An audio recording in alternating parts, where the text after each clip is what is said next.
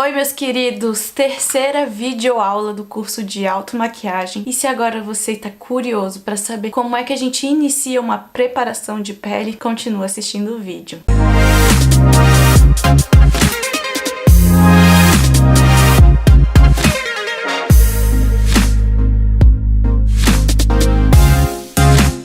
Já assim de cara, quando eu entro com os itens de preparação de pele, o primeiro item que eu falo pra vocês no curso, não sei se vocês lembram, sobre os protetores solares faciais. Então a gente vai achar de várias marcas, temos na opção tanto ele branquinho ou com cor a gente já vai ver mais à frente, porque os protetores tonalizantes com cor, eles têm adição de pigmento. Eles são muito similares à base, então pro mercado eles são considerados uma base, porque mesmo ele tendo mais fator de proteção do que pigmento que uma base realmente tem, mesmo assim a gente não usa ele por baixo para depois entrar com uma base, a gente usa ele sozinho, então ele substitui a base. Então no caso o que eu vou começar a comentar para vocês aqui é o que seria não como papel de base, e sim o protetor solar como papel de primer, que é o que vai por baixo da base. Então essa opção que vocês estão vendo aí são os protetores solares faciais branquinhos, em que a gente aplica primeiro no nosso rosto pro dia a dia,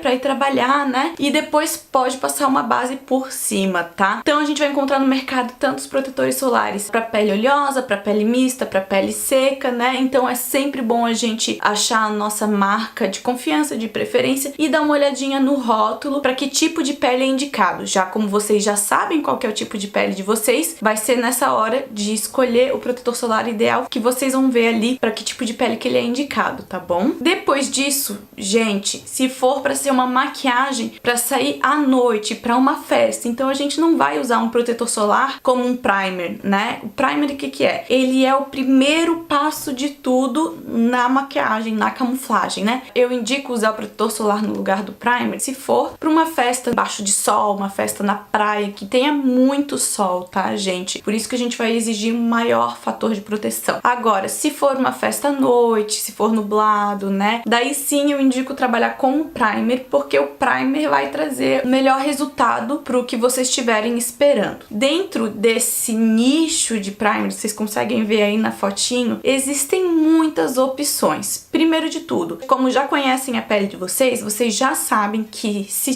for uma pele oleosa, vocês não vão pegar um primer comedogênico. O que que seria isso? É um primer que traz mais oleosidade, que dá mais cravos pra vocês. Então vocês vão ter que ir atrás de um primer oil free, por exemplo, no caso de uma pele oleosa ou uma pele mista, né? No caso de uma pele seca, vocês vão atrás de um primer hidratante, ou até o próprio hidratante facial pode fazer o papel do primer, que vai ser o primeiro produto que vocês vão usar antes da base, pré-base, né? Então, um hidratante pode ser considerado primer, da mesma forma que a gente conversou que o protetor solar branquinho pode ser considerado primer. Os próprios primers feitos para ser primers também, né? Uma água termal, lembra que a gente conversou na aula passada sobre a água termal? Borrifar a água termal, esperar ela agir um pouquinho, depois aplicar a base, também pode ser considerado um primer. Então tudo depende da necessidade da pele de vocês, por isso que é muito importante vocês conhecerem a pele de vocês. Dentro desse nicho dos primers, agora falando dos primers propriamente dito, né, tem primer específico para fechar os poros, tem primer específico para linhas de expressão, então são os primers de efeito Cinderela, que a gente fala, né, que eles dão uma leve repuxadinha. Tem primers iluminadores, que são primers para deixar nossa pele mais viçosa, mais iluminada, né, que eles têm umas leves esferinhas, uma leve cintilância de fundo, né. Existem primers que seguram a oleosidade, então que evita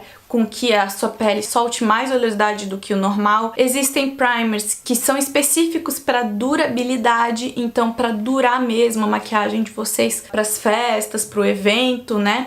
Então cada um tem a sua especificação. E existem alguns primers também que tem vários em um, né? Então serve para várias coisas. Só cuidem quando o número é muito alto. Se for um primer 8 em 1, 10 em 1, né? Aqueles blurs que fala que faz milagres, né? Porque pra colocar uma quantidade gigantesca de ativos dentro daquele cosmético. Alguns ativos, eles não se dão, sabe? Igual no nosso jardim, em que a gente vai plantando as ervinhas, tem uma erva que mata a outra erva, a raizinha, e elas se brigam e alguma morre ou as duas morrem. No cosmético é a mesma coisa. Existem ativos que juntos não são compatíveis. Então, gente, não dá pra colocar muitos ativos, muitas funções em um cosmético só. Pode ser uma propaganda enganosa, pode ser um cosmético enganoso. Eu indico pra vocês, peguem aquele defeito, aquilo que vocês quiserem corrigir, que mais incomoda vocês. Beta, me incomoda muito meus poros dilatados, então pega um primer específico para poros dilatados e deixa que os outros defeitinhos, a própria maquiagem, a própria base, o próprio pó, né, consiga esconder um pouquinho mais isso que incomode vocês, tá bom? Ou às vezes assume um pouquinho a ruguinha natural que vocês já tenham, né, em vez de tentar esconder todas as linhas de expressão. Então,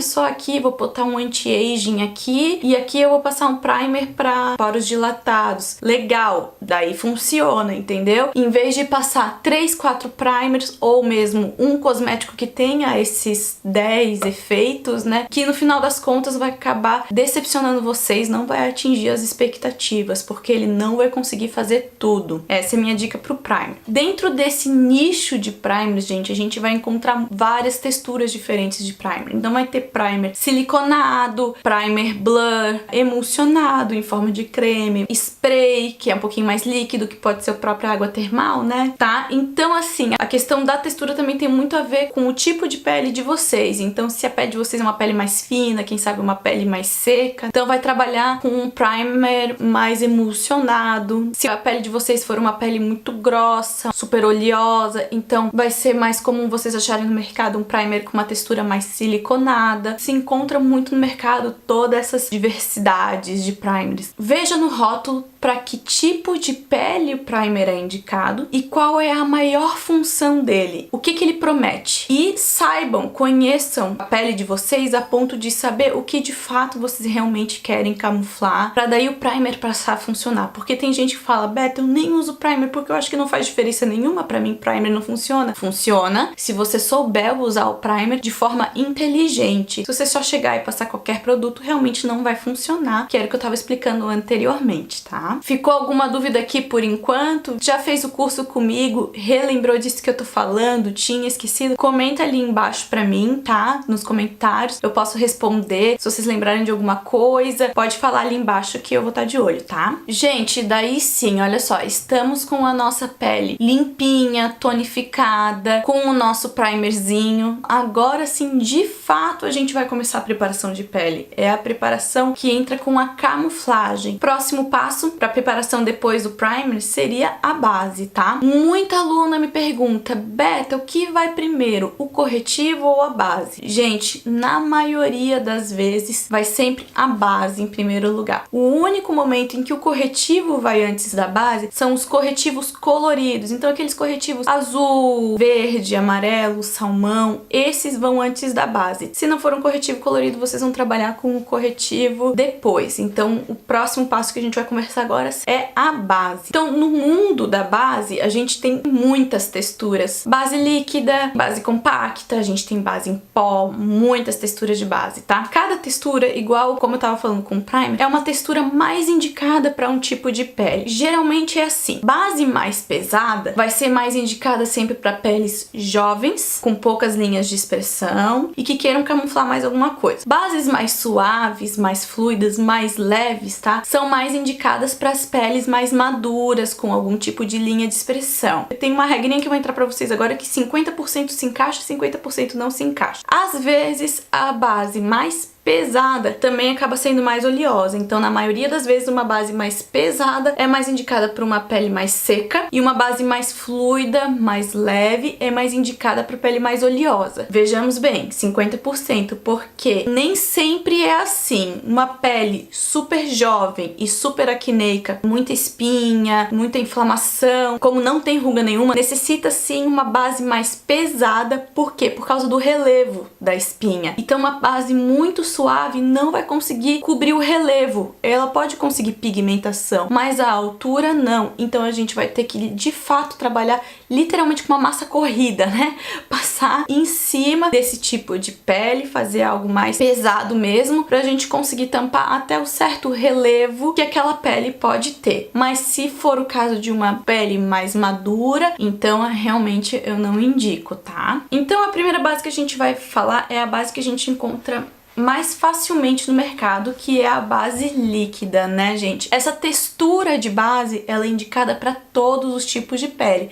Por isso que é a base que a gente mais encontra com facilidade no comércio. Mas dentro ainda desse mundo das bases líquidas, a gente vai encontrar base líquida mate, que é para uma pele mais oleosa, base líquida hidratante, que seria para uma pele mais seca, né? Bases líquidas mais pesadas, então com uma textura um pouco mais grossa, base líquida mais fluida, com a textura assim, que se a gente botar nos nossos dedos e pode escorrer abaixo dos nossos dedos, isso é considerado uma base líquida fluida, tá? Ainda no mundo da base líquida, existem as bases em spray. Nada mais é do que a base líquida, só que dentro desse tubinho de spray, com esse efeito aerosol, assim, né? O recipiente dele foi feito pensando nessa intenção de a gente apertar, ser mais prático, espalhar no rosto inteiro e poder controlar a quantidade também de base que a gente aplica. Então esse tipo de base eu indico para peles mais maduras ou noivas que vão casar durante o dia, que querem uma pele extremamente natural e suave, ou pessoas que querem usar pela praticidade, por ser muito mais rápido de trabalhar. É uma base muito natural, uma leve tonalizada, um resultado como se quase não estivesse usando nada. Muito parecido como a Meghan Markle casou. É um efeito muito próximo ao efeito que ela usou no casamento dela, é um tipo de base desse, tá? Depois a gente vai encontrar as bases em mousse. Eu indico muito para pele de senhorinha que contém muita mancha. No caso da minha avó, por exemplo, dei de presente para ela uma base nesse estilo, nessa textura, base em mousse. Primeiro porque elas são super pigmentadas. Segundo porque a textura dela permite que ela se molde de acordo com as ruguinhas. A gente não vê tanto aquela marcação das ruguinhas porque ela vai se moldando. Ela cobre muito bem as manchas. Uma base super fluida, como a gente estava conversando anteriormente, como a spray, ou aquelas bases conta-gotas, elas também são indicadas para senhorinhas, mas elas não tampam quase nada. Elas ficam muito naturais. Essa não fica natural, então ela tampa muito, camufla muito, só que ao mesmo tempo ela é muito maleável para quem tem linhas de expressão. Então é uma textura muito interessante, tá? Para quem tem bastante mancha, eu indico esse tipo de base. Depois, os famosos protetores solares com cor, né, gente? Eu já fiz algumas resenhas aqui no canal de protetor com cor, inclusive da Adicus, que eu gosto muito, né? Tiveram até comentários falando assim, isso não é base, isso é um protetor, né? Então era o que eu tava explicando anteriormente pra vocês, né, gente? Todo protetor com cor é uma base, mas não necessariamente que toda base é um protetor com cor. Então ele é considerado uma base porque a gente usa ele único, sozinho, exclusivo. A gente não usa ele como um primer por baixo de uma base em cima, né? Então ele é uma base, só que com uma pigmentação muito menor do que quando a gente compra só uma base propriamente dita, sem ser com protetor com FPS, né? A diferença é porque o FPS dele é alto e a pigmentação menor. E uma base pode até conter FPS ou pode não conter, mas é muito menor e a pigmentação muito maior. Então eles tendem a ser mais tonalizantes, então é só para dar uma leve harmonização, uma harmonia na pele, pra gente poder usar no dia a dia, tá bom? Depois, aqui, gente, vocês vão achar estranho, tá? Eu vou falar sobre os anti-agings. O anti-aging sozinho, ele não é uma base, porque ele não tem cor. Então ele seria muito mais próximo aos primers que a gente estava falando anteriormente do que na base, né? Ele não deveria estar aqui. Mas por que eu tô falando ele só agora? Pra poder explicar pra vocês sobre os slides que vão vir seguintes. Por isso que eu trouxe ele só agora. Eu tô vindo aqui pra tirar uma dúvida de vocês sobre os BB Cream, CC Cream, né? Entre outros. Tudo começou com a Cream, do alfabeto, né? O a Cream, na realidade, é um anti-aging, né? Então é um produto home care que a gente passa pra prevenção com rugas, né? Linhas de expressões, bolsas embaixo dos olhos, manchas e etc, né? Acontece que depois as consumidoras sentiram uma necessidade, além de usar um a Cream de dia, por exemplo, só o branquinho, também usar junto com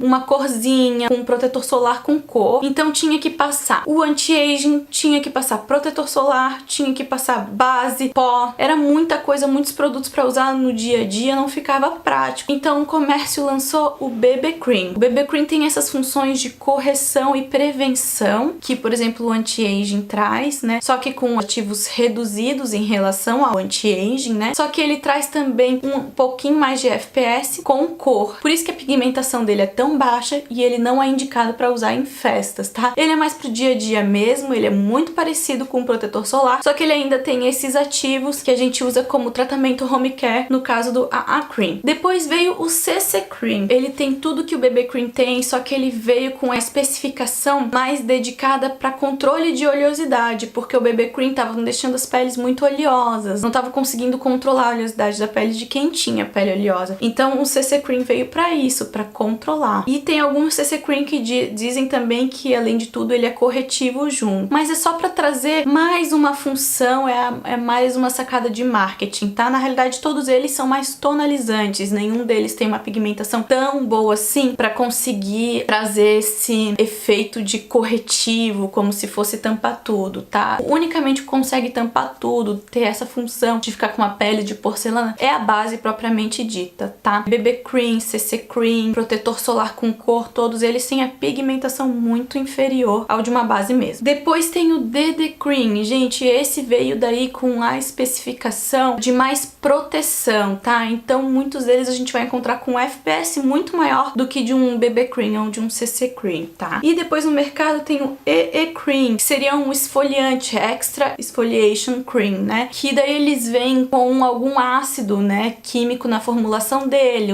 quem sabe um ácido salicílico pra gente usar durante a noite, né? Pra fazer um tratamento na pele de renovação celular. Mas todos eles entraram nessa moda comercial com um nome que vendeu muito, né? Hoje já baixou um pouco a febre, apesar de que a gente encontra muitos por aí, mas hoje tá voltando agora normalmente as bases que a gente já usava antigamente, né? Depois, gente, a gente vai ver no mercado o do cake e o pancake, tá? A diferença deles é porque um deles, ele é mais molhadinho, então a gente já abre ele e encontra ele molhadinho. A gente passa com a própria esponjinha, que é a base compacta, né? E o outro, ele é sequinho e ele só passa a ficar molhadinho depois que a gente umedece a esponjinha, umedecida, passa a ser uma base, a gente aplica e depois que a água evapora da esponjinha umedecida, ele volta a ser um pó de novo, tá? Ambos já estão em desuso, tanto do cake quanto pancake, mas eles foram inovadores pra época e eu acho importante trazer até pra questão de curiosidade vocês saberem sobre eles. Agora vocês estão vendo aí, são as bases em bastão, as paint stick. Essas são bases mais teatrais, são bases mais pesadas, mas elas tendem a não ser tão oleosas assim, quanto por exemplo um do cake e pancake, né? Mas mesmo assim elas têm a necessidade de trabalhar com um pó, sei lá, com um pó depois por elas serem um pouquinho mais pesadas. Só que eu adoro usar paint stick, principalmente em peles jovens, tá? Trabalho super bem por causa da textura dele, sobre aquilo que a gente tava conversando sobre as elevações das espinhas em algumas peles jovens, a paint stick ela é muito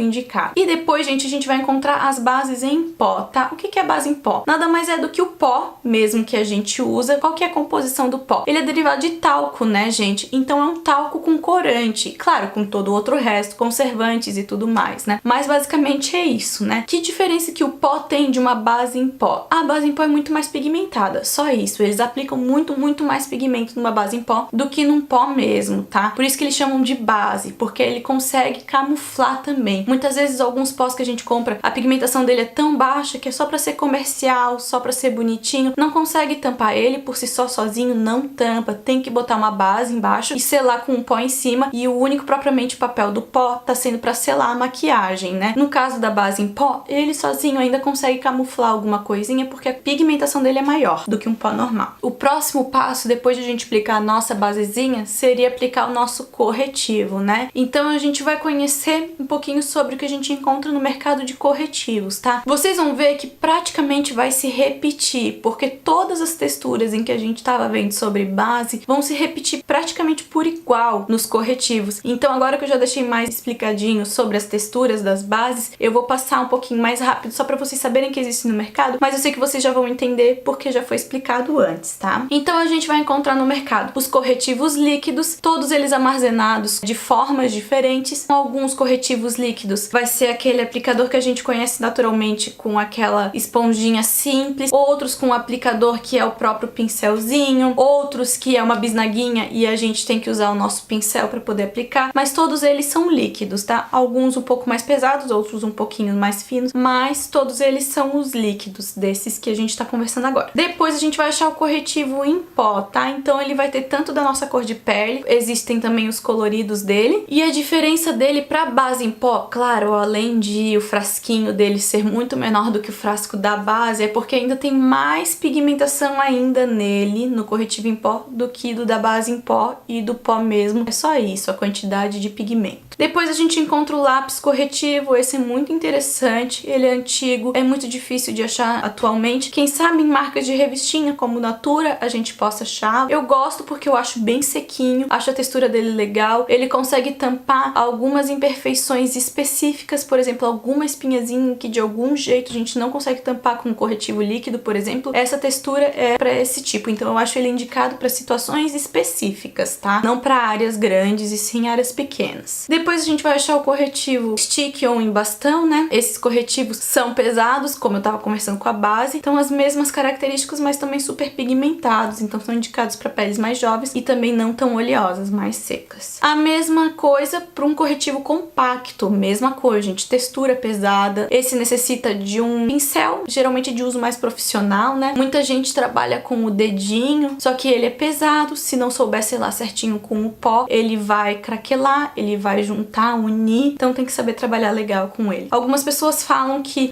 dá uma esquentada para poder trabalhar com ele, né? A esquentada faz sentido para ele deslizar melhor na aplicação, mas só, não quer dizer que ele vá ativar alguma coisa com essa esquentadinha. E aqui é dos corretivos coloridos, só para vocês saberem que todas essas texturas que eu passei para vocês existem nos coloridos também, e esses coloridos geralmente sempre vão abaixo, tá, gente? O único caso do corretivo colorido que não vai abaixo da base, corretivo colorido em pó, então ele vai acima da base, mas depois tem que passar um pó cor da pele mesmo por cima para poder camuflar. E depois, gente, a gente vai ter o pó facial, né? Que era o que eu tava conversando para vocês sobre a base em pó, né? Basicamente, a formulação deles é talco com cor e a maior função dele é selar a maquiagem, então cuidar com a durabilidade, a pele fique mais sequinha, com que a maquiagem fixe melhor, né? Essa é a função do pó. Então a gente encontra no mercado o pó compacto, os pós soltos. Na realidade, todo pó compacto, ele era pó solto antes. Ele foi compactado principalmente com álcool no recipiente dele, né? E daí, os que não são compactados com álcool são os pós minerais, que eles são literalmente assados, eles são assadinhos, por isso que eles têm aquela forma de um forninho, né? É porque a compactação dele não foi utilizado o álcool, porque o álcool dá muita alergia na maioria das pessoas, então tiveram que arranjar uma outra forma de compactar que não utilize o álcool para não dar alergia, por isso que maquiagem mineral é maquiagem hipoalergênica. Depois disso, dessa mesma forma, a gente vai encontrar os pós translúcidos, tanto compactado quanto solto, né? O pó translúcido é o pó branquinho, que é o pó que não tem pigmentação. Ele pode ter um mínimo de nada de pigmentação só para ser comercial, só para vender, mas não vai fazer diferença nenhuma na cor da base, por isso que ele tem o nome de translúcido. Depois a gente encontra o pó meteorito. Gente, pra mim eu acho que o pó meteorito é só frufru, tá? Ele tem tanto com cor quanto translúcido, que seria o branquinho, né? E a função de trabalhar com ele é mais a gracinha, né? De passar o pincel como se estivesse areando assim no recipientezinho dele, né? Pra depois aplicar. Depois a gente tem os pós bronzer opaco e bronzer com uma leve iluminaçãozinha, que é o que vocês estão vendo aí, tanto compactado com álcool quanto compactado mineralmente, que é assadinho, tá? Pó em spray, esse que vocês estão vendo aí, ele é mais indicado pro corpo, ele é pra áreas maiores, vamos dizer assim, ou pra quem quer a praticidade, igual a praticidade da base, também tem a praticidade do pó. E os iluminadores, né, gente? Então vai se repetir tudo de novo, essa textura toda que a gente conversou. Tem o iluminador compacto, tanto compactado com álcool quanto compactado mineralmente, que tá nas duas fotinhas que eu botei pra vocês. Iluminador solto, tanto num recipiente profissional que precisa do pincel pra isso, quanto o borrifadorzinho pra apertar o que tá ali dentro daquele recipiente é um pó solto também, quanto aqueles que a gente aperta, que é a canetinha, e já tem o pincelzinho e na hora de aplicar sai o pó, o que tá ali dentro também também é um pó solto. Depois a gente vai encontrar o stick, iluminador em bastão. Esses são um pouquinho mais oleosos, então eu indico sempre passar eles por baixo e alguma coisa, um pozinho ou iluminador em pó ou um pó translúcido por cima pra selar ele, porque senão ele pode não aguentar, pela textura dele ser mais molhadinha mesmo, né? Iluminador meteoritos é a gracinha também que a gente tava vendo, tava falando, né? E o iluminador líquido, dentro dessa gama de iluminador líquido, com os vários aplicadores deles que existem no mercado, uns com pincel, outros com aplicador de canetinha, né? Outros de bastãozinho. Em creme, ele é um pouquinho, a textura dele mais grossinha do que o líquido, que a gente tava falando anteriormente, então ele parece um creme corporal, assim. Em gel é porque ele não é tão oleoso, então algum desses dá de trabalhar sem precisar selar, porque daí vai evaporar a água que tiver nele, vai ter uma textura um pouquinho mais suave, não vai ser um iluminador tão pigmentado quanto os iluminadores mais pesados, tá? E agora a gente vai pra parte dos blushes, que é a mesma coisa de novo, gente. Blush compacto, blush em bastão, blush solto, blush líquido. Esse vale lembrar porque esses são umas tintinhas, então eles são pigmento puro, eles são a prova d'água. Só saem mesmo quando a gente tava conversando sobre demaquilante na outra aula, lembra disso? Com os demaquilantes mais pesados, mais oleosos, específicos para tirar maquiagem de longa duração. Depois a gente tem os blushes cremosos, blush meteorito de novo, e os mosaicos, que são de várias cores em um, só que eles viram uma cor só depois que a gente mistura tudo no pincel, tá? Então, gente, acabou a nossa aula 3 sobre os produtos de preparação de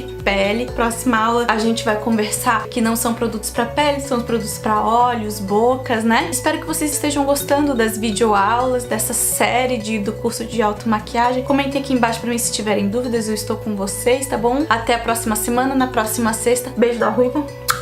Tchau!